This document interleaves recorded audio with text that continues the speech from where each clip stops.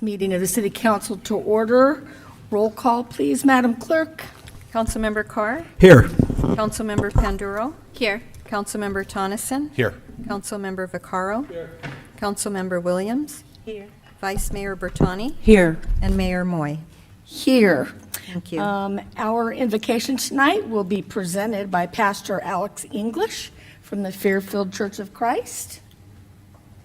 Or not, and so we'll have the Vice Mayor pray for us, huh? Thank you. Let us pray. Lord God Almighty and everlasting Father, thank you for bringing us in safety to this new day. As we meet here this evening as a community to address our community's concerns, protect us with your mighty power, that we can hear each other, that we can understand each other, and that we can build this community together. Thank you for our first responders, who I'm sure have been extremely busy with this weather. Thank you for our wonderful staff. Thank you for this city council and the camaraderie that we have together. And we just ask that you keep watch over us as we meet, convene, and go our separate ways on back home. We pray all this in the mighty name of Jesus the Christ, our risen Lord and Savior, who lives and reigns with you and the Holy Spirit, one God, now and forever. Amen. Amen. Thank you, Madam Vice Mayor. And Councilman Vaccaro, would you lead us in the Pledge of Allegiance tonight, please?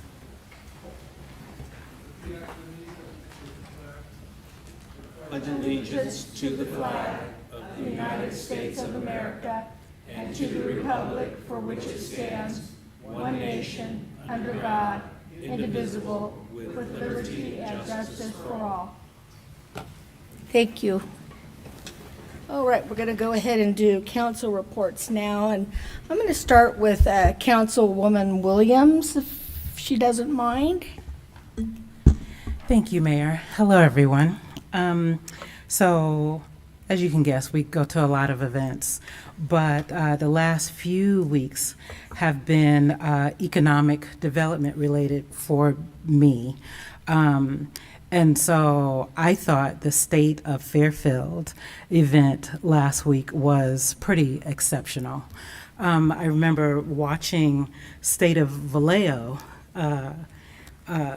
events in years past and being so impressed, and I just feel like we blew them out of the water. So wonderful job on that. And I believe I saw a camera. Was it recorded? It's recorded. I bet that there's going to be some social media posts that guides us there, and I would say watch it. It's exceptional. So that, and also the Solano EDC, Economic Development Corporation, I think it stands for, they had an event as well. I don't think it was recorded, but I thought it was good because there was kind of the Flannery Group there, California Forever, and then 2 for and 2 against. So it's the first time that I was able to see, both groups there, kind of, sort of a debate format. So I thought that was really great. I don't remember seeing a camera there, but I thought it was really great. But what I wanted to highlight with that is the first 5 or 10 minutes, both groups were kind of talking the same. They were really saying that, Solano County is just under-resourced, underfunded, and what do we need to do to fix that? So they both highlighted like this big gap in Solano County and need, and in my mind, opportunity. To change things, to bring money in, that type of thing. So no matter where you sit, on what side, it was just interesting that there was that convergence of everyone on the same page. So thank you, Mayor. Thank you, Councilwoman. Councilman Tonneson, please. Thank you, Mayor. Yeah, I just wanted to report, we did our downtown business walk a week ago or so. But it was really a fantastic day. The shout out to Nicole Russo and Debbie Tavey and others. Republic Services was there, Sandra and Raquel. We went into all of the businesses on the 700 block. They were all very receptive. They shared their ideas and their thoughts with us. The homeless talk wasn't big at all. They were more concerned with, the garbage in the back, because I don't know how many people go down the alleys, but some of the garbage bins there get pretty well attacked. So But overall, it was fantastic. We went into, I think, a dozen businesses or so, and we're going to be doing that every quarter. So if you're a downtown business in the 8, 9, and 1,000 and 1,100 block, we'll be coming to see you. That's all for me, Mayor. Thank you. That's awesome. Councilman Vaccaro, please. Yeah, thank you, Mayor. Welcome, everybody, and everybody who's watching at home. Yeah, I want to give a shout out to our first responders. I know the weather's been pretty bad. And when that happens around here like we saw last year, it seems like it's happening again this year. Hopefully not quite as bad, but I know we do need the rain. A few of us, myself and my colleagues here, attended State of the City, EDC. I really liked the speaker at the State of the City. I thought he was really good. He didn't give such a doom and gloom as we've seen in the past. In fact, I thought it was actually more upbeat than I've seen as far as the nation goes. So that was always really good. And Mayor, I wanted to adjourn the meeting tonight in memory of Leo Giovanetti. He taught at Armio High School for 36 years. He was a coach there when I was principal there.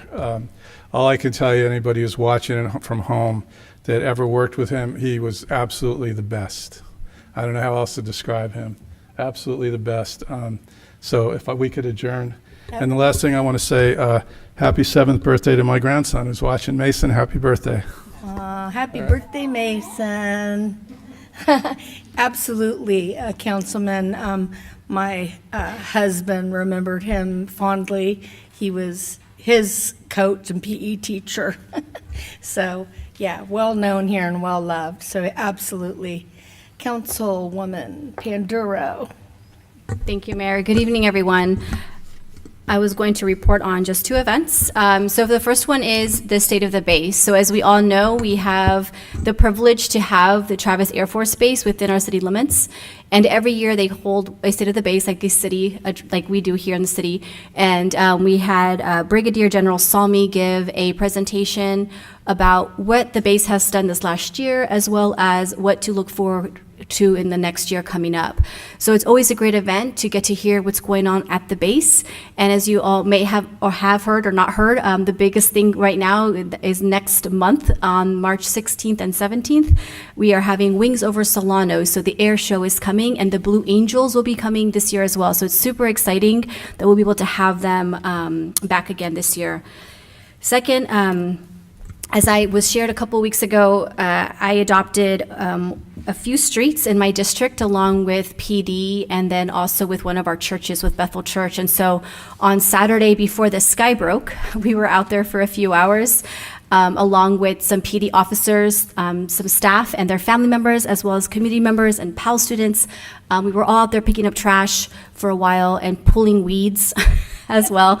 So we were out there doing our work. And so I just wanted to give a thanks to all those that came out that day and encourage anyone else that's listening or here that if they want to participate in the Adopt a Street to please contact Karen Reese. This is what we do for our neighborhood. This is our community. And so it's up to us to make sure that it is a livable and clean space. And then lastly, we do have a CAP Solano Regional Homeless Meeting this Thursday at 6:30 at 675 Texas Street in Conference Room 1600. So it's the first floor of the big glass building at the end of downtown. And so everyone's invited. And so I know myself and Councilmember Vaccaro will be there as well. Okay, thank you so much, Mayor. Thank you, Councilwoman. I really wanted to thank you for adopting the streets down there. That's a big street that you're doing. It's a thoroughfare, and I appreciate you and the police department and everybody else who did that. It's awesome. We didn't miss all the rain. You and thank you, Councilman, for being there. I guess we all are going to need to adopt some streets. We can do Oliver Road or something together. I don't know. Madam Vice Mayor. Thank you, Madam Mayor. Thank you, everyone, for being here this evening, and thank you for watching from home. It's always a better meeting when we have our residents in the chamber. So thank you for taking the time to come out this evening. So Councilwoman Williams and Councilman Vaccaro gave my report because I, too, attended the Solano EDC and the State of the City, and I was extremely encouraged by both events. I was really taken with the Solano EDC discussion around California Forever and the both sides of the issue that were discussed in terms of how and when and why Solano County should, and the city of Fairfield should continue to grow. So I don't know if that presentation is available, but if it is, I would really encourage you to watch it. We had some great presenters and really quite frank discussions on both sides that got into it, for real discussions. So I encourage you to watch that if you have any interest in that at all. It's important, and it'll be an important issue in this election year. And the state of the city, I just have to say, I expected a great turnout. I was pleasantly surprised with the robust attendance that we had at that presentation and the speaker's discussion, and quite frankly, the city manager's discussion as well around key issues in our city: affordable housing, the economy, homelessness, of course. So I think that, well, that presentation is available to watch online. I think that you would spend a good hour of your time watching that. Is very much worth you watching that. And then finally, I just want to say that we have our Clergy Action Network meeting coming up on February 27th. If there are any clergy or members of the faith community watching or here this evening, that meeting will take place at 3 o'clock right here in City Council chambers on Tuesday, February 27th. And that's my report. Thank you, Madam Mayor. Thank you. Councilman Doug. Thank you, Mayor. I'll keep it really brief. Don't have a report as I do as a thank you to Public Works and our first responders. We've had some real bad weather, and I drive around sometimes, and there's no storm drains overflowing, no flooding. Real good job, Paul, everything. And yeah, we have such a good working city, thanks to all you guys. I just want to give you guys a shout out. Also attended a lot of the same events. But also me and Councilmember Tonneson met with the new ownership of the mall, and I just want everybody to know that the mall does have a new owner, one owner for the whole mall except for a couple of the box stores, JCPenney's and Macy's. But there's one owner, and they got some real good big plans coming, and we really liked what we heard. It's going to be really nice. Don't forget, there's a real nice restaurant in the mall, too, the Brazilian barbecue. I talked to the owner over there a little while ago. He could use some business. Real good food. If you guys haven't been to the Brazilian barbecue in the mall, go check it out. It's really good. And the mall, thanks to our chief and our police department, is one of the safer places that you can go shopping. So we're really trying to get rid of that myth that the mall's unsafe. Totally wrong. The mall's one of the safer places, okay? Thank you. That's my report. Thank you. And so I just wanted to thank all of our staff. You've heard that we had the State of the City. I'm not sure if it's up online yet. I think it'll be this week. They're still editing, I believe. So is that right? Yeah, I was going to cover that under city manager okay, report, but since the cat's out of the bag on that one. You know me and my mouth. Yeah, so staff's working on it. We hope to have it up by the end of this week. If not, it'll be by early next week. Once it's live on the website, we will do a blast out and advertising that it's available for anybody to go see. And I'll just jump ahead real quick, and I do also just want to point out and thank very much Jared Newmeyer and the Chamber of Commerce. They were the ones that had the foresight to organize that event and pulled all the details together. So just thank you to them for their partnership on that. Yeah. Yes, a big thank you to the Chamber and also our staff, especially Bill Way and his crew. They did tremendous work. And also always Kelly. And Kelly actually runs the city. We pretend like we do. but she does it all. She's fabulous. And no, you cannot steal her because we stole her from somebody else, so we will be keeping her.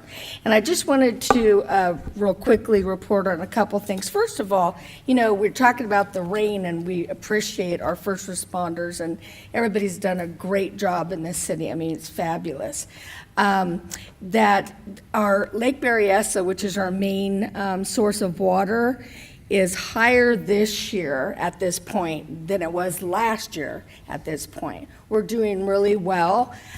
We need about another 7.5 feet and it'll spill over, and everybody loves to see that. Will it happen this year? It's going to take about another 9 inches, 10 inches of rain. So I've been watching it, and then I'm also sit on the Solano County Water Agency, so that's really important to us because Fairfield gets most of its water there. We also get water from the state project, but that is always touch and go. But we always have Lake Berryessa, and so this year we'll be getting we get our full allocation. It's really doing well, so I was excited about that.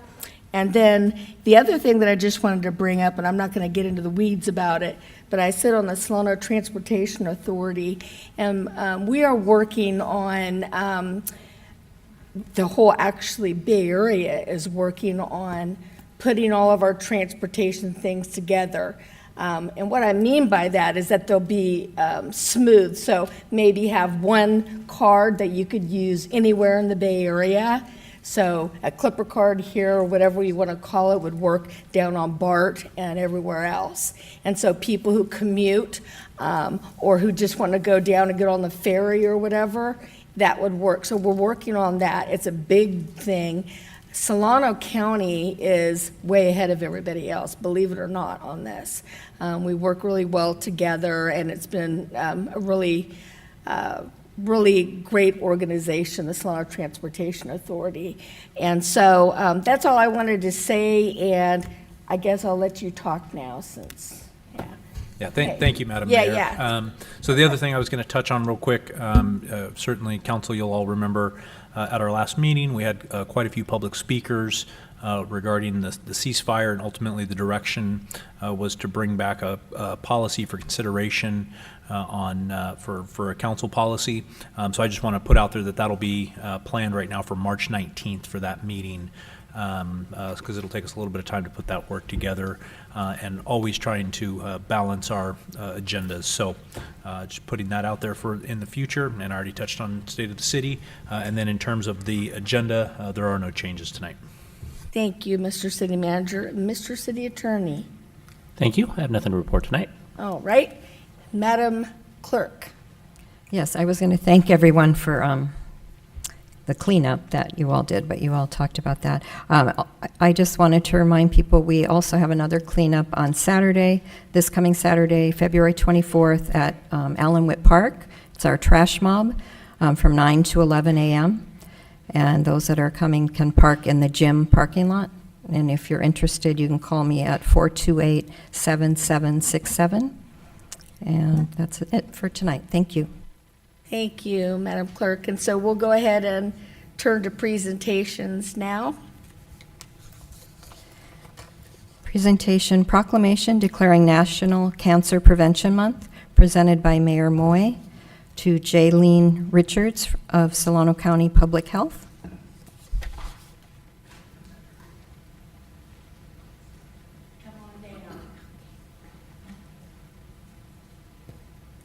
You can come over here if you want, because I'm just gonna go ahead and hand this to you, and I'll read it here. Okay, I won't hand it to you. I'm just gonna set it here. It's all right. You don't need to. All right, let's just go ahead and do this. So, this is a big thing for me, and it should be for everybody, but because I'm a cancer survivor, and I just want to tell people who are fighting it right now, and to the people who are helping them, don't give up. I mean, I was told that, my family was told that I would not survive, and that's been 11 years ago. And so, you got to dig in and know that that pain that you're going through and the discomfort will ease over time. And blessings to everybody who's going through that, and the families, and for all the survivors. So this is the National Cancer Prevention Month. Whereas for the first time, more than 2 million new cases of cancer are expected to be diagnosed in Americans this year, and more than 611,720 cancer deaths are projected. However, research shows that up to half of all cancer cases and deaths are preventable with the knowledge and education we have today. And whereas there are more than 100 types of cancer, and prevention and early detection are more crucial than ever, and are proven practical strategies to lower healthcare costs and extend life expectancy. Every 4 minutes, someone dies of lung cancer in the United States. It's the highest number of deaths for all types of cancer, more than breast, prostate, and pancreatic cancers combined. People who smoke are 25 times more likely to develop lung cancer than those who never smoked. By making healthy choices like maintaining a healthy weight, staying physically active, using sun protection, avoiding tobacco products, and limiting alcohol consumption can lower our risk. By practicing self-exams, knowing your family medical history, and getting regular cancer screenings, you can help detect certain cancers early and have a better treatment outcome. Now, therefore, I, Catherine Cat Moy, Mayor of the City of Fairfield, do hereby proclaim February 2024 as National Cancer Prevention Month in Fairfield, and urge all citizens to practice healthy habits and schedule regular doctor appointments and preventative cancer screenings. So I will present this proclamation to you and would like you to go ahead and speak, and thank you for coming too. Thank you for having us. Yes, absolutely. Good evening, Jaylene Richards, Public Health Administrator with Solano County Health and Social Services, and thank you to the City Council for recognizing National Prevention Cancer Month. The City Council and city employees have been great partners with us in tobacco prevention efforts, as well as built environment efforts. The efforts that have been happening downtown with making it a more walkable community are all important strategies to prevent cancer in our community. So I think together we're doing a lot to make sure that we have a wonderful community to live, work, and play. So thank you. Thank you very much. Oh, Thank I you. think she wants to take a picture of us together. Up against your, okay. Here we go. Thank Thank you very much. Thank you.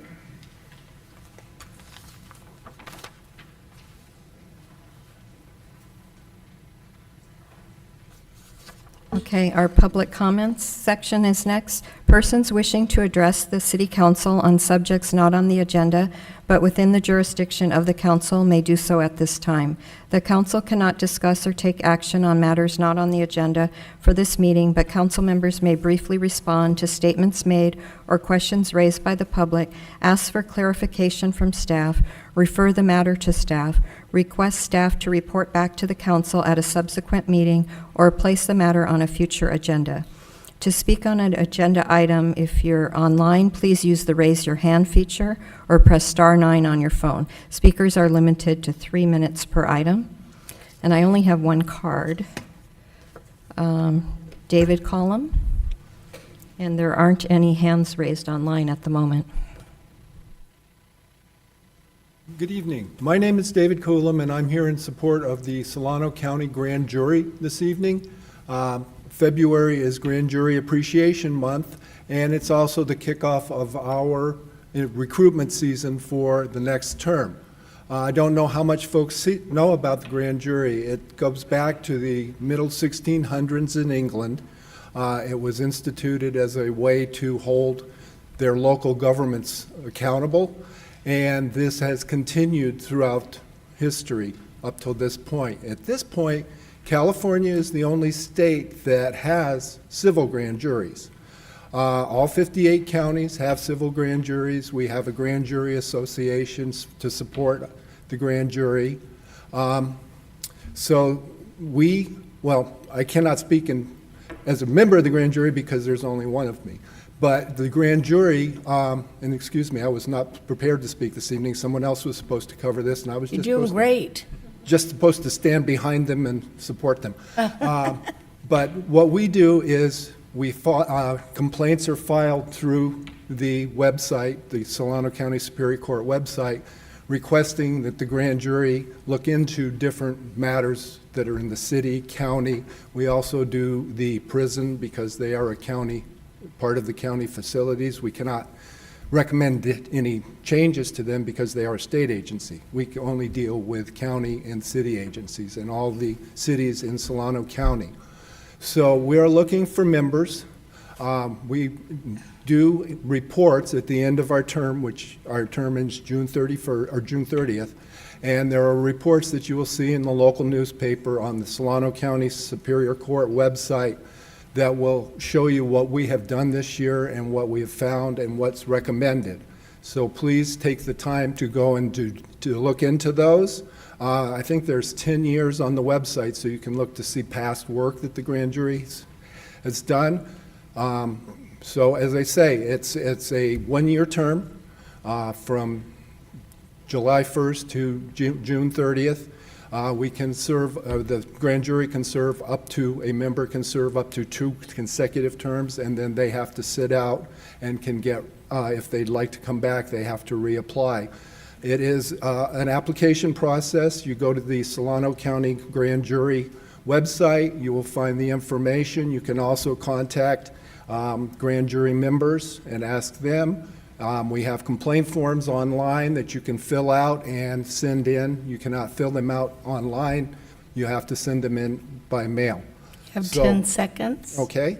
So I just wanted to recommend that anyone that has any interest, please check it out.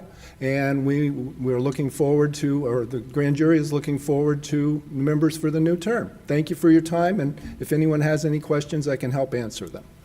Thank you, and thank you for your service. It's a really, really important service. It's very interesting. I've had a great time. Thank you so much. All right, thank you. Did anyone else want to speak on public comment? No? Great. All right, then. We'll go ahead and move on to the consent calendar then, please. All matters listed on the consent calendar are to be approved with one motion unless a member of the City Council or the public requests that separate action be taken on a specific item.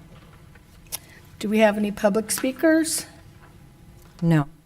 No, nothing online either. Okay, I'll entertain a motion to approve the consent. Second. Moved in second. All in favor? Aye. Aye. All right, that was unanimous. Okay. And item 11, new Yes. business. Resolution 2024-39 of the City Council of the City of Fairfield adopting the City of Fairfield's 2024 state and federal legislative platform. And our presenter is Anna Giles, Assistant to the City Manager. Good evening, Mayor and council members. I'm pleased to be here tonight to present to you the 2024 legislative platform for your adoption. As you might remember from last year, this is an annual document that your council adopts each year, and it creates the basis for legislative advocacy efforts. It alerts our legislative representatives of what our priorities are, and it allows us to act quickly throughout the legislative cycle to respond to bills that are aligned with the positions that you take in this platform tonight. There's over 2,000 bills that are introduced in the cycle each year, and so we need to be able to move swiftly. You'll see if you've reviewed the platform, it is written broadly to aid in that swiftness. When there's a bill that's introduced that we feel aligns with our position and is urgent for us to respond to, the city manager's office will draft a letter, and then the mayor will sign it and we'll send it to our representatives. The platform before you tonight has been reviewed by each department, and edits have been made to ensure that the positions align with the operational needs. As mentioned, there's quite a few bills that are introduced each year, and so while we respond to an array of topics throughout the legislative cycle, there's 3 priority areas that we focus on for policies. This year it includes affordable housing and homeless resources. This includes funding for homeless resources and affordable housing, and in particular, permanent supportive housing, which is vital in addressing homelessness. Maintaining local control. The city is committed to preserving local control and decision-making authority and opposing unfunded or inadequately funded mandates. And then new this year, we have taken a priority position on criminal justice reform to advocate for meaningful reforms to Prop 47 and 57 to address concerns related to public safety and ensure that their intended goals of reducing certain nonviolent offenses to misdemeanors do not inadvertently compromise public safety. I want to make a quick note that there was a small typo on page 2 of your red line platform. It references Prop 58, but it should say 57, and that's been corrected in the final platform that you'll be adopting tonight. So last year we submitted 13 letters to our representatives, in addition to 5 letters of support to local nonprofits that were pursuing grant funds that would support our community. And then each year we also submit funding requests to our state and federal representatives. And last year we successfully secured $500,000 for the city's transit and municipal fleet electrification project as part of House Resolution 4820 through Congressman Garamendi. To support our legislative efforts in Sacramento, the city contracts with the firm Gonzalez & Sons, who's joined us tonight. And I'd like to invite Jason Gonzalez up to talk with you a little bit about what the trends are in the coming legislative cycle, after which we'll be able to answer any questions you might have. Thank you. Thank you, Anna, and good evening, Madam Mayor, members of the council. As Anna mentioned, my name is Jason Gonzalez. I'm with the lobbying firm Joey Gonzalez & Son. I was looking back, our firm's representation of your city started in 1999. So at the risk of aging myself or dating myself, this is our 25th year of having the privilege and honor of working for your city in the state legislature. Just very briefly, the 2023 legislative session adjourned September of last year. The legislature did not disappoint. They passed 1,046 bills down to Governor Newsom for his consideration in that 30-day window. He had until the middle of October to take action. Of the 1,043, there were 2,766 introduced, so about less than half were passed down to the governor. The governor signed 890 and vetoed 156 bills. So we saw just shy of 1,000 new statutes passed last year. The legislature convened the 2024 session on January 3rd. The deadline to introduce bills was this past Friday, February 16th. Again, the legislature didn't disappoint. They introduced 2,124 bills, about 500 less than last year, and some of that I think is being driven by the overarching budget deficit that we'll touch base on shortly. Many of the bills, and an increasing number of the bills we see introduced, are spot bills. The substance has not been amended into the bill thus far. They have a few weeks to work out the substantive amendments before those bills can get referred to policy committees. But they will show intent and a ever-growing trend and issues for the city to pay attention to and for us to pay attention to on your behalf. Housing, homelessness, public safety are continuing to be top of the mind from the governor on down. We are seeing a number of bills also coming down the pipe on sales tax, and the online retail sales versus use tax is also going to continue to be an issue, but maybe even a more pressing issue. And call me a little jaded, but I get nervous when we start talking about our local Bradley Burns sales tax revenue amongst a $70+ billion budget deficit. I would argue to members of the legislature and the governor's office that it's not a revenue shift if you take local government's revenue. We don't get it during the good times, and when you shift it during the bad times, I call it robbing Citibank. They're going after our city's revenues. That said, again, the budget deficit will be priority number one. Last year was Governor Newsom's first budget challenge of having faced a budget deficit. The first 4 years was record surpluses, over $100 billion in surplus. This year, the legislative analyst came out today with a new forecast of $73 billion of projected deficit. The governor's January 10th budget projected a $38 billion deficit. So there's obviously a large divide there, but $73 billion is daunting for the state. Speaking of 1999, when we started, Governor Wilson's last budget in 1998 for the entire state of California was $68 billion. So our deficit has grown to surpass what we used to run the entire state on 25 plus years ago. We have a relatively new speaker. In July of last year, Assemblymember Robert Rivas from the Salinas area took over as Speaker of the Assembly. With that came new committee assignments and new leadership. And I would say you have a rising star, but your Assembly member has become a quick leader and star amongst the legislature.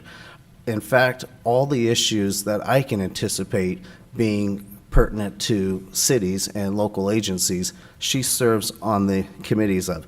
She's the chair of the Assembly Transportation Committee. She serves as a member of the Budget Committee, the Housing Committee, Local Government Committee, and Public Safety Committee. So I have a feeling we will be communicating with Assemblymember Wilson on a regular basis, and she has been a great ally in Sacramento for the city and for our advocacy efforts. Very similarly, we have a new President Pro Tem of the Senate.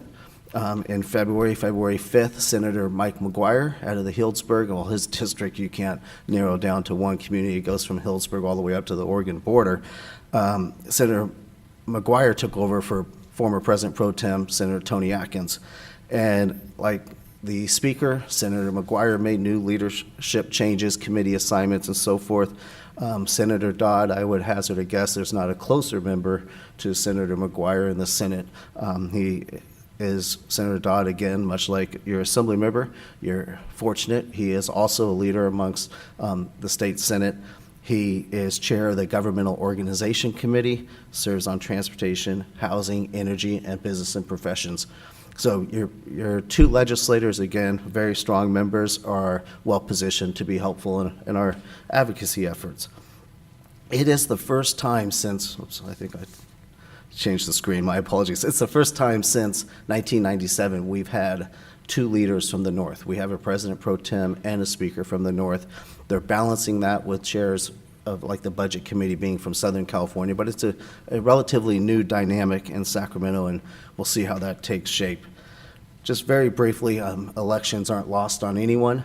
Of the 120 members, all 80 members of the Assembly are up for re-election or election, and 20 of the 40 senators will be up. So of the 100 members, 35 will be brand new. We have 35 open seats. And couple that with the 37 we saw in 2022, post-November, we will have 72 of the 120 members of the legislature having served 2 years or less in the legislature. So it clearly makes our work, ours being the mayor, the council, your management team's direction to us, very pertinent. I mean, we have to ramp up and educate the members on your priorities. And as Anna mentioned, the city has done a very good job of communicating on key issues. We often say there's not an award at the end of the year for writing the most letters, but when you do, we advocate for them, and your members take them quite seriously. So with that, I will stop there. I just would very much, again, like to thank you for the opportunity, thank the mayor, the council. Your management team is invaluable to us. They give us the direction we need to be effective in Sacramento, and it's a privilege and honor. And again, thank you for the time. I'm happy to answer any questions. Thank you. Any questions, colleagues, or comments? Councilman? Thank you again for a good presentation. I know that we talk once or twice a year and about this, and I know we've worked together for years, so thank you. Thank you. Anybody else? Yeah, I would Yes. just echo that too. This is my third year of you presenting to us, and you guys are a class act, and thank you for what you do. Thank you. Thank you. Yes, Councilwoman. Thank you. It's my second time hearing your presentation. Two questions for you. One is, you're right. We have an assembly member, Lori Wilson, that is from Solano County, knows and loves us, now leading the Transportation Committee. How does that back up against, policies that you're putting forward is one question. Well, the policies we're putting forward, we, as meaning our firm, does not put forward policies on your behalf. We take, obviously, our direction at your management team, given the direction from the mayor and council. I would say Assemblymember Wilson, being chair of Transportation Committee, could create very positive opportunities for this entire region for program dollars. When there's a budget deficit, some of the state transportation improvement program dollars, local funding formula dollars through Caltrans and the State Transportation Agency, I don't think she is very well positioned to be helpful in those type of efforts. So when the general fund dries up, the state agencies, we may still have opportunities there. And that actually is my second question. So we have a budget deficit, and how does that square up with policy that's being pushed forward? Because if I understand correctly, what is probably going to be cut are those one-time spends, if I'm saying that right, whereas the reoccurring, more, I guess, programmatic spends are likely to continue on. It's a very good question, Councilmember, and I would reference Governor Jerry Brown's last budget. He showed a pie chart that I think was most telling, and it was 90+% of the state's entire $300 billion roughly general fund was pre-programmed. It's either through Prop 98 constitutional spending. There's very little discretion the legislature, the governor and the legislature have, and that's in one-time funds, perhaps using other funds through state agencies, the Pooled Money Investment Board and others to buy some time. And then this Governor Newsom, as well as Governor Brown started it.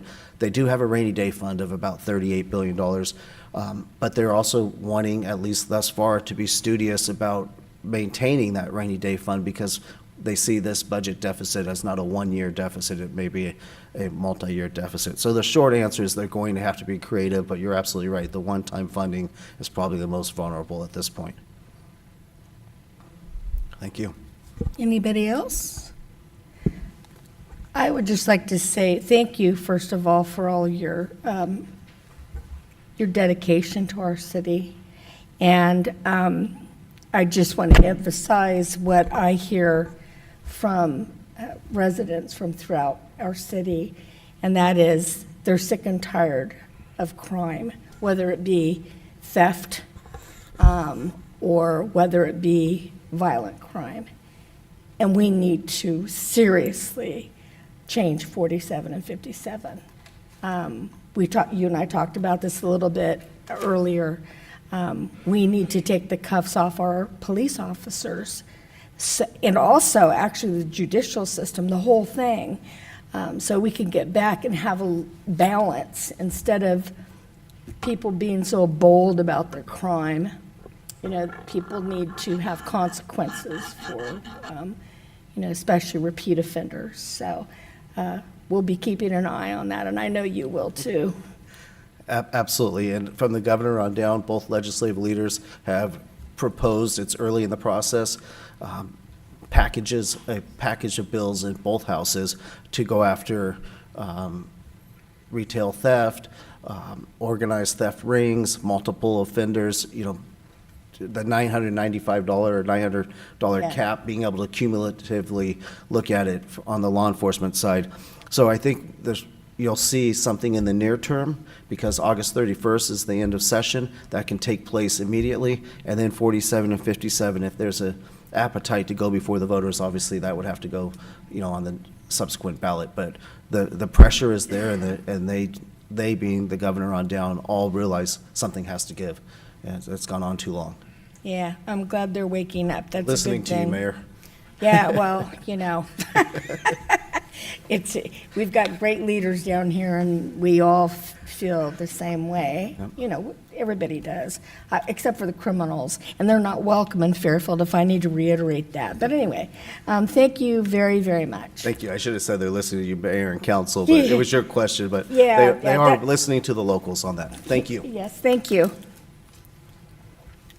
All right, so I'm going to bring this back. We have public speakers. No, I don't. Did anyone want to speak on this item? And there are no hands raised online. Thank you. I'll entertain a motion then to approve the, okay.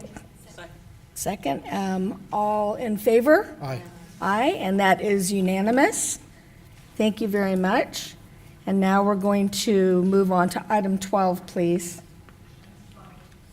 Sorry. Item 12, Resolution 2024-40 of the City Council of the City of Fairfield, amending the departmental position control list. And our presenter is our Chief of Police, Dan Marshall, for our Director of Human Resources, Farbode Perusman. Thank you. Good evening, Mayor and Council. I'm here to ask you to adopt Resolution 24-40, and that is changing our departmental control list for our positions. Earlier at the beginning of the budget fiscal year, we had 4 dispatch supervisor positions. On February 1st, Annalise Eddington, longtime dispatch supervisor, had retired. Part of her job was not only supervising, but also doing a lot of the technical background that's required with our Sunridge program, which is our reporting systems and our dispatch systems. A lot of technical stuff that is definitely a foreign language for me. So we definitely need some help in that arena. With that, we're also looking at starting the Real-Time Crime Center. It's already in process. That will be at the Investigations Building, 5050 Business Center. And so that also comes with a lot of foreign language to me, with technical background. And so what we're asking to do is replace one of those dispatch supervisor positions with an IT analyst 1-2. The fiscal cost will be about $10,298 this year, $10,835 next year for the difference, the variance of the change of position. And that will come out of the PD's budget with through the general fund. So just asking for your approval. If you have any questions, I'd be happy to answer them. Any questions now? No? Are there any public speakers on this, Madam Clerk? No. Okay. Yes, Councilman Tonneson.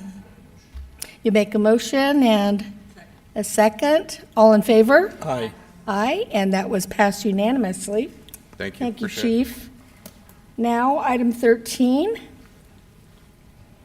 Yes, item 13, Resolution 2024-42 of the City Council of the City of Fairfield adopting the updated PFAL Management Plan 2024, authorizing the city manager to enter into an agreement with Raptor Events, LLC to humanely reduce PFAL pride size and authorizing an update to the fiscal year 2023 to 2024 budget.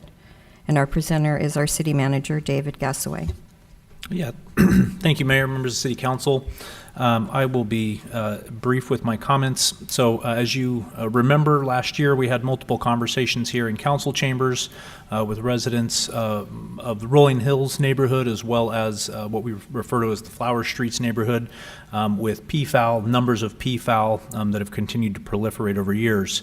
There was some back and forth on that. Ultimately, council had originally given some direction in order to trap PFAL, start to rehome them, and then after some more conversations and public speakers, ultimately what City Council decided to do was to take a quick pause and engage with those neighborhoods, engage with the residents. So we did that in October and December. We engaged over at Rolling Hills Middle School around what it was that the community felt was in the best interest of their neighborhood surrounding PFAL. So the plan that's before you tonight implements those conversations and the agreements as we believe to remember them. And so I'll quickly cover that. Generally speaking, the plan calls for managing a wild population of PFAL at around 50 birds in Rolling Hills. For a little bit of context, one of the conversations there was ultimately to base the number of peafowl on what experts would recommend. The experts that we spoke to ultimately said there's no way to recommend a number of wild peafowl within an area. They have recommendations if you're using an aviary or some other facility where the birds are inhabiting, and so we defaulted back to what was ultimately sort of the median number of the neighborhood. Some were looking for 75, some were looking for 25, some had called out 50, and so that's what's in the plan before you. Now there is a recommendation to manage that population at about 1/3 males to 2/3 females for a healthy population. So we have contracted with Raptor Events LLC, or I'm sorry, the before you tonight is a contract with Raptor Events LLC. Now Raptor has come out already and performed a census. One of the things we wanted to do, and it was a discussion with the community, was ultimately to get a better, more accurate number on exactly the number of birds, or close to an assessment of the number of birds. So we have that number. They just finished up, Raptor Events finished up on Sunday evening with their census, and we got the numbers today. In the Rolling Hills neighborhood, their estimate is 88 birds, with that being 37 males to 51 females. And in the Flower Streets, 27 birds with 16 males and 11 females. The way that Raptor, as I understand, the way that they conduct that is they go out early in the morning, they try to count birds in the roosts, as well as in the evening times to observe the birds. So the plan before you includes language about reducing those peafowl, and it also does talk about if feeding. So there's recommendations in the plan. My notes are messed up here, my apologies. So the other, I'll quickly cover some of the other things that were covered in those conversations. There was a desire to see additional information that was put out to the community, and so we have done that. There's a website, fairfield.ca.gov/pfowl, where we have captured all of the information that we have researched, as well as prior city council decisions going all the way back to the late 90s as it relates to the aviary, and a prior plan that was adopted by then city council in 2004 to manage peafowl populations within an aviary that ultimately was not a part of the Donnell property plan as financial times got harder in 2009. So we're updating that prior plan because that plan really looked at managing peafowl within a captured environment. Certainly this is now a different dynamic since there is no aviary to capture them. So in addition to having all of that information on the website, staff did update. I think there was a group of resident volunteers that had put together some good information. We've taken that, added a little bit, I believe, to that, and created a flyer that can be passed out. We have printed a bunch of those. That information is also on the website. We will be working upon council adoption tonight of the resolution that's before you. We'll also work to create signage that would go out at Donnell that would help to educate folks on peafowl, revert them to the information that we've stored on the website, so that, again, there's more information out there available on best practices and managing the peafowl populations. So the plan does then address feeding. One of the concerns that was raised by residents was other residents feeding the peafowl in order to try to attract them or to try to take care of them. One of the conversations with the residents at the engagements revolved around the city providing food to volunteers in order to feed peafowl at Donnell, with the concept being if they were fed at Donnell on a regular basis, then that would help to attract the birds back to the nature center as opposed to broadly out into the neighborhood. The experts that we spoke with recommend not doing that. Ultimately, what they point out is that peafowl, by their very nature, they are a feral foreign population, but by their nature, they're foragers. And so, they go about rooting and foraging for food, and that any supplemental food provided by humans ultimately is helping them to proliferate beyond what the environment would otherwise naturally inhabitate. So what we said at those engagement meetings, and the one area where we're really looking for any direction from you tonight, if you so choose, would be in the staff report, and recommendation would be not to supply feed, for the city not to purchase and supply feed out at Denell. But since that is something that the residents had asked for, I believe at the second meeting in December, I had committed to bringing that to council for your consideration, but ultimately, did make clear that we would be recommending against that. So staff does not recommend providing feed, but that is ultimately your decision, and we would be happy to take that direction at this time. With that, that ultimately concludes my presentation. The recommendation would be to adopt Resolution 2024-41 to put in place the new PFAL management plan that's in your agenda packet, as well as authorizing an agreement with Raptor Events LLC in order to begin trapping to bring the populations down to those numbers. The last point that I'll make on that front is Raptor is prepared as soon as we could process the agreement. I think the conversation was sometime by around mid-March. They would be interested and willing and able to get going. They think that within a couple of months they should be able to trap and rehome the population in order to bring it down to that 50 number.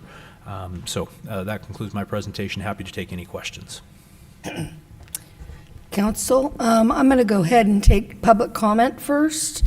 I don't have any requests to speak. Did anyone wish to speak on this item? Could you come on forward and... I can fill out a card for you if you just give me your name. Oh, you have one? Oh. Oh, what's your name? Hi. And Dor. Thank you. Hi, I just wanted to first, thank you, especially Pam Bertani, for coming out and really addressing all that thing, or the whole neighborhood. It was fantastic to be able to listen to everybody's points of view and to really try to compromise.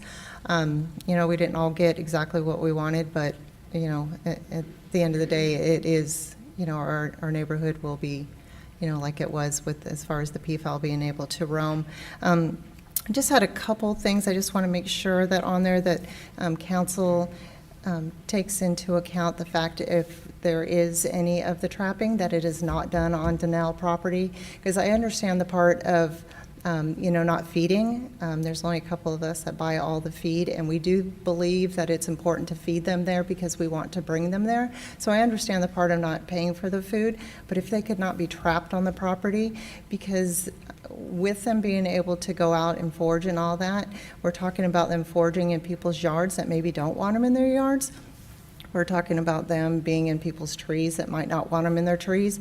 And it seems like the other side of Denell property are the ones that, are more or are less likely to accept them. So if we could keep them on, the Denell side where they are more accepted, and then that's where people would come. So not trapping them on that property where they're scared and will run off into the other, the housing areas would be really, really beneficial.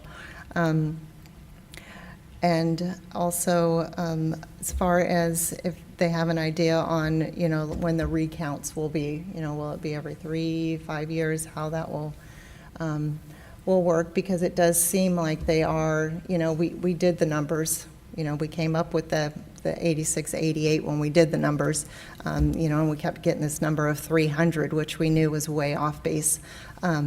So we know that, if we're doing 50, the number to get to, 80 or whatever is going to take some time. So, putting that on there, this amount, because it is expensive, obviously.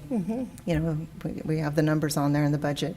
There is no money for it. So kind of putting that in there that it doesn't need to be every, year, every 2 years, every 3 years, 5 years is plenty, because it is taxing on the birds to be, trapped and all that. So thank you. Thank you. You counted 86 to 88? Yes. Nice. Yeah, we reported that. We paid for that? Over a few days. Yeah, we could have saved some money. Good job. That's not counting the birds on the other side of the freeway, just in Rolling Hills? Just in Rolling Hills. Yeah. Okay, good job. All right, anybody else? Did you want to fill us What's your name Jerry and your last name? Woodrick, W-I-D-R-I-C-K. Okay, thank you. Good evening. So the city hired this individual to count the birds and paid them $2,000 for the count. Is this individual, are they aware of our neighborhood and where the peacocks hide out? Did they ask us any questions about where they could find them? The total of 88 cannot be right. That is a very low count. Tonight, before coming here, I went to the dental property, sat there for a couple minutes. Not one peafowl was at the property roosting in the trees. I wish you guys would go there and observe the dental property. So I'm really disappointed on the 88 count. I think that's very, very low. And then paying this individual $2,000 this last Sunday to end his count. I don't get any of that. So then total of 88 birds, so then we're trapping 33 during breeding season. I don't get that either. This should have started maybe a month or two ago. Now we're going to be doing it during breeding season. So I'm not happy with this at all. If you live in the area, you hear the screeching during breeding season. You've all heard me say it before. It's just, it's not a nice neighborhood. It's not a peaceful, quiet neighborhood. It's not. This species is a non-native bird. I love the coyotes, I love the turkeys, but the peafowl, they're not for a residential neighborhood. And the feeding, I'm one of the feeders. I've been feeding maybe for 3, 4, or 5 years. The feeding is not working. There's no birds at the dental property at this moment, well, about an hour ago. The feeding is not working. It's not drawing them back because neighbors are feeding them on their property. So I don't know, we can't do a recount, I'm sure. So we're going to stick with the figure of 88. I just think that's low. Birds in people's backyards, none of those were counted. I don't agree with it. So thank you for listening, and come out to the neighborhood, please. Thank you. Thank you. Did anyone else wish? Okay. There we go again.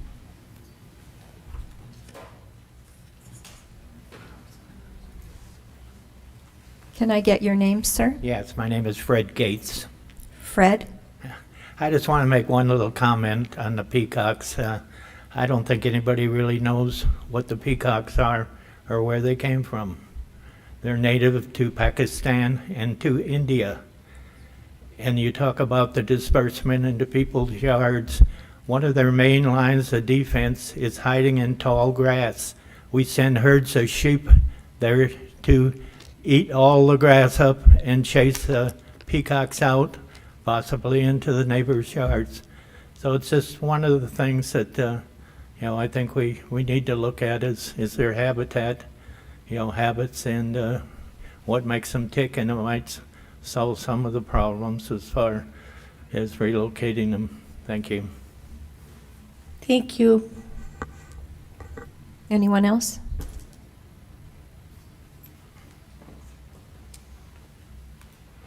I can just take your name. Brett Bart. Okay. Thank you. Good evening, Council and Madam Mayor. I'll keep it short. I just want to say I agree with both Heidi and my neighbor Jerry. They both had valid points. Heidi about not trapping at the dental property. Correct me if I'm wrong, but I believe what she was trying to say was we kind of want to keep the dental property like the home base. Would you agree? Okay. And trapping them in the neighborhoods is ideal, as we've talked about. There was a list of 20 specific addresses. I didn't hear it mentioned, and I just wanted to make everyone aware of it. Private residences, 20 addresses. There's actually a handful more now that want the traps placed on their property. So I just want to make everyone aware of that. I also agree with Jerry on what he said. I think the count is low, but I'm happy to see progress, and it's definitely in the right direction. So thank you. That's it. Thank you. Have a good evening. Anyone else? Okay.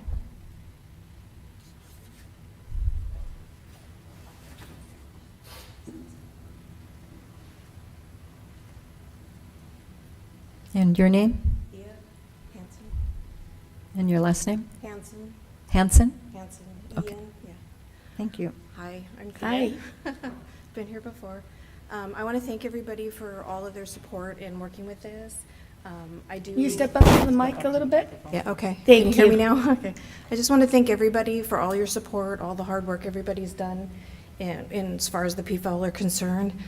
One of the things, I believe the count is accurate. That's what we came up with at the beginning of this when I spoke in July. I believe that's what the same exact count we had. So I think that's probably accurate. However, right now, I don't think there's any PFAL in the park due to the sheep and goats and the electrified fence. So since they showed up last week, the PFAL have been very scarce. Nobody can find them. They're hiding somewhere. I think they're in Crestview Court or something like that. There's some pockets where they're hiding as of right now. And correct, Jerry, you guys, we were feeding them in the park because of loud noises during the construction. And then when they were trapping last year, they all left the park. So the feeding was designed to keep them in the park and attract them there so that they weren't disturbing neighbors outside of there. However, Jerry doesn't think they're working. They were working until this last spring. Yeah, up until about a week ago, there was 40, 50 PFAL in the mornings to eat. And that was, we were trying to get them there. I mean, we were trying to get it so that we could feed in the morning there and in the evening, encouraging them to roost there. But, you know, I mean, we were just doing the best we could do. Thank Okay? you. Mm-hmm. Thank you. Is there anybody online? No. No? Anyone else? Okay. All righty, I'm going to bring it back to council for discussion. Councilman Doug. Yeah, David, did the Flower Streets, is that going to be a complete removal of the PFAL? Correct. Thank you. Anybody else? I just have a question. They mentioned that the PFAL have been hiding for the last bit during the time when they counted. Am I getting that right? So they were hiding. I mean, that's what they're saying. I don't know. Well, anyway. Yeah, I mean, so we had a professional who's worked in over a dozen cities who does this across the states, rehomed over 700 PFAL, you know, conducts censuses on behalf of government organizations. So we provided them a GIS map. They knew the whole neighborhood. You know, and we have a report, and it's kind of the best basis we've got to go off of from a data perspective. All right, thank you. I'll entertain a motion. I'll make that motion. Okay? Yes, Madam Vice Mayor. Yeah, and I'll second that motion, but I just wanted to thank everyone for participating, because now we have neighbors talking to each other about this. Now we have a solid plan moving forward, and I would agree with the comments that, you know, we not do the trapping at Donnell. I would also strongly recommend that we start the trapping at these 20 addresses plus that we have, because I suspect that if the count is off, some of these places that are in the homes and the addresses probably were not accounted for in the census with the birds, because I don't know, was this individual or this company, which is top notch, right, did not go on private property to do the count. I don't know if you know that or not, David, but they did not. I don't off the top of my head know the answer to that question. So I mean, I'm no expert, but I'm thinking that if the count is off, it might, that might account for it. So I think that we should prioritize having the trapping and rehoming start with this list that we have of 20-plus residents, and definitely not trap where we want them to be, which is at the Donnell property, so that they go back there. I think that this is progress. I think that not everybody got what they wanted, but that's really, truthfully, the art of a successful negotiation, is when both parties can live with what the decision is. Not 1,000% happy, but we can live with this. This is something that we can build on and maintain. And I also completely agree with the recommendation not to feed these animals. Because the population will continue to grow beyond what the habitat and the environment can sustain. That makes sense to me. So once again, not an expert, but so with those comments, again, I want to thank Rolling Hills. Always, I mean, it's where we live. We've got some of the best residents in the city, I would say. Me being one of them, because I live there too, but I'm just kidding. But seriously, thank you guys for all of your work and just always being on top of our neighborhood, which is why Rolling Hills is the beautiful place that it is right now. So we're working, we're moving forward. This is progress. Thank you.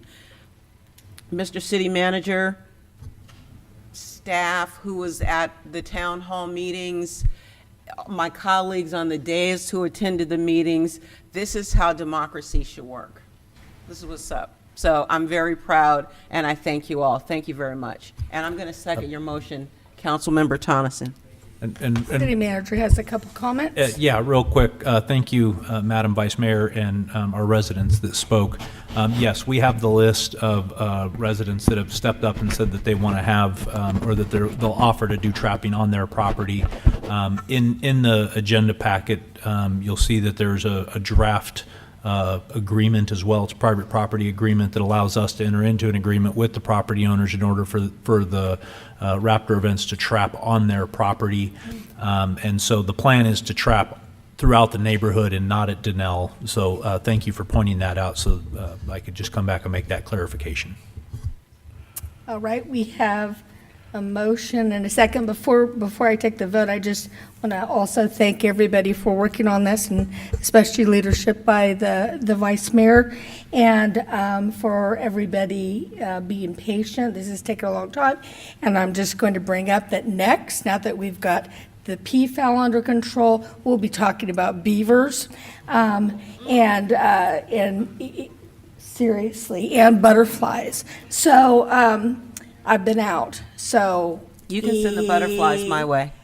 Yeah, okay. All right, so here we go. All in favor? Aye. That was unanimous. Thank you very much. And we will move on to item 14, please. Item 14, public hearings. Resolution 2024-41 of the City Council of the City of Fairfield authorizing the city manager and the fire department to apply through the Solano Local Agency Formation Commission, LAFCO, for a long-term service agreement with the Cordelia Fire Protection District. And our presenter is our Fire Chief, John Sturdy. Good evening, Madam Mayor and Council. As you may recall, in our December 19, 2023 council meeting, I did a presentation on a long-term services agreement for us providing fire and life safety services to the Cordelia Fire Protection District. So as part of this process, what we need to do now is to have a public hearing and to adopt the resolution. So we are continuing to work with our partners with the Cordelia Fire Protection District and LAFCO to finalize the long-term agreement. So as I stated, Government Code 56134 requires us to submit a resolution of application via public hearing along with our final submission to LAFCO. So tonight, that's what we're doing here, the public hearing, and then I'm asking you to adopt Resolution 2024-42. Since we last spoke in December of 2023, there have been no changes to the contract. This is just next steps, but I'm happy to answer any questions if you have them. And that's my presentation tonight. Thank you. Do we have any public speakers on this, Madam Clerk? Actually, Madam Mayor, you need to open the public hearing. Oh, I'm going to open the public hearing. I do not. Did anyone want to speak on this item? Okay, and there are no hands raised online. All righty. Then I'm going to go ahead and close the public hearing and bring it back to the council. Need a motion? I'll take a motion. Second. Second. Councilman Doug, do you have something to say? Yeah, all in favor? Woo, here's the gavel. Go ahead, bro. All right. Yeah, all in favor? Aye. That was unanimous. Thank you there, Councilman Doug. Thank you very much. Love ya. Item 15. Item 15, public hearing and resolution 2024-43 of the City Council of the City of Fairfield annexing territory, Midway Meadows, to Community Facilities District Number 2012-2, Public Safety Services, Open Space Operation, and Park Maintenance, as annexation number 66, authorizing the levy of a special tax within the annexed territory and submitting the levy of a special tax to the qualified electors thereof, and Resolution 2024-44 of the City Council of the City of Fairfield declaring the results of a special annexation election in territory annexed to Community Facilities District Number 2012-2, Public Safety Services, Open Space Operation, and Park Maintenance, determining the validity of prior proceedings and directing recording of amended notice of special tax lien for City of Fairfield Community Facilities District Number 2012-2, Public Safety Services, Open Space Operation, and Park Maintenance, annexation number 66, Midway Meadows. And our presenter is Chris Lewis, Public Works Senior Management Analyst. Good evening, Mayor, members of the City Council. Before you tonight is annexation number 66 for CFD 2012-2, which funds citywide public safety services, open space operation, and park maintenance. The territory proposed for annexation is known as Midway Meadows, and once constructed, the development will be a 14 duet-style residential units.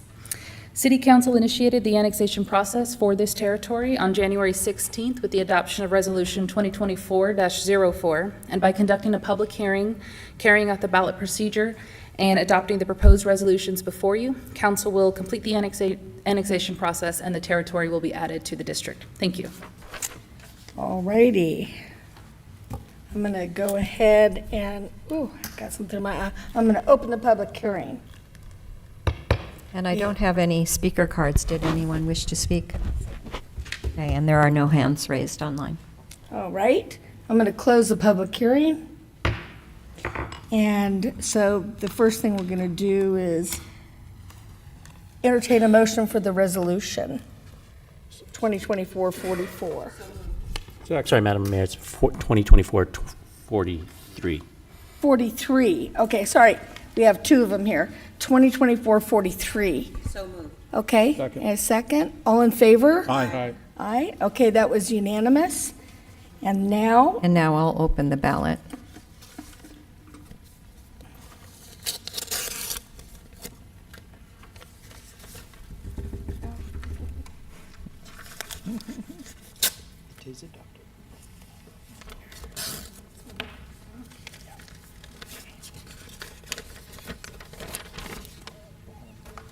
And it's a yes, 2 votes yes in favor of annexation.